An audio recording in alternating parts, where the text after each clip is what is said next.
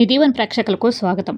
7 రోజులు 7 రాత్రులు శ్రీకృష్ణుడు తన చిటికెన వేలుపై గోవర్ధనగిరిని ధరించి గోకులవాసుని రక్షించాడు. ఇంద్రుడు కురిపించిన ప్రళయ వర్షం కృష్ణుని ముందు ఏమాత్రం ప్రభావం చూపించలేదు. అప్పుడు ఇంద్రునికి ఒక నిజం అర్థమైంది. నేను దేవతలకు రాజునే కావచ్చు, కానీ ఈ బాలుడు జగన్నాయకుడు. స్వర్గలోకంలో ఇంద్రుడు మౌనంగా నిలబడ్డాడు. అతని కిరీటం భారంగా అనిపించింది.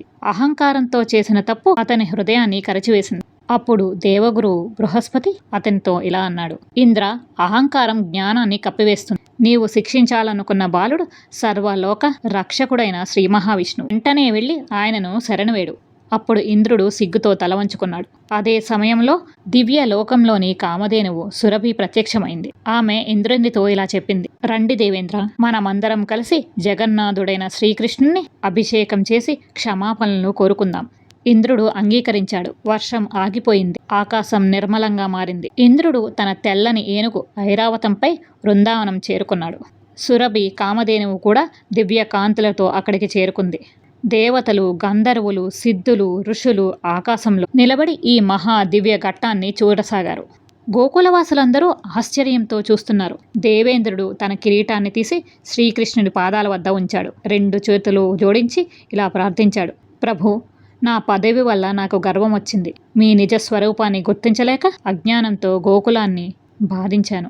నన్ను క్షమించండి. శ్రీకృష్ణుడు చిరునవ్వుతో ఇంద్రుణ్ణి లేవదీశాడు. ఇంద్ర, తప్పు చేయడం కన్నా దాన్ని గుర్తించి మారడం గొప్పది. అహంకారాన్ని విడిచిపెట్టి ధర్మాన్ని కాపాడు. సురభి కామధేను తన పవిత్ర క్షీరాలతో శ్రీకృష్ణుణ్ణి అభిషేకం చేసింది. ఐరావతం తన తొండంతో గంగాజలం తీసి అభిషేకం చేసింది. దేవతలు స్వర్గం నుంచి పుష్పాలు కురిపించారు. గంధర్వులు దివ్య గానాలు ఆలపించారు. ఆకాశమంతా జై జై గోవింద అనే నినాదాలతో మారుమోగింది. అప్పుడు ఇంద్రుడు ప్రకటించాడు: గోవులను, భూమిని, భక్తులను రక్షించిన నీవే నిజమైన గోవిందుడవి. ఆ రోజు నుంచి శ్రీకృష్ణుడు గోవిందుడు అనే దివ్యనామంతో ప్రపంచ వ్యాప్తంగా ఆరాధింపబడుతున్నాడు.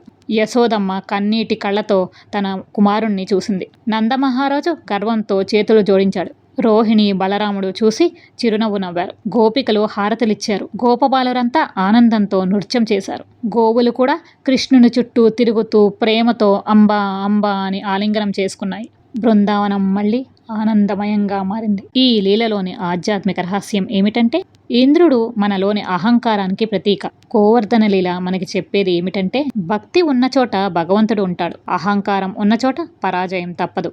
వినయం ఉన్నవారిని భగవంతుడు ఎల్లప్పుడూ అనుగ్రహిస్తాడు. జీవిత సందేశం ఏమిటంటే, అధికారం గొప్పది కాదు, వినయం గొప్పది. శక్తి గొప్పది కాదు, శరణాగతి గొప్పది. శ్రీకృష్ణుని ఆశ్రయించిన వారికి భయం ఉండదు. తదుపరి అధ్యాయంలో రాసలీలకు నాంది. శరద్ పౌర్ణమి రాత్రి శ్రీకృష్ణుని మురళీనాదం విని గోపికలు ఎలా యమునా తీరానికి చేరారో ఆ భక్తి యొక్క పరమ రహస్యాన్ని తెలుసుకుందాం. కృష్ణామృత పానాన్ని కొనసాగిద్దాం. హరే కృష్ణ.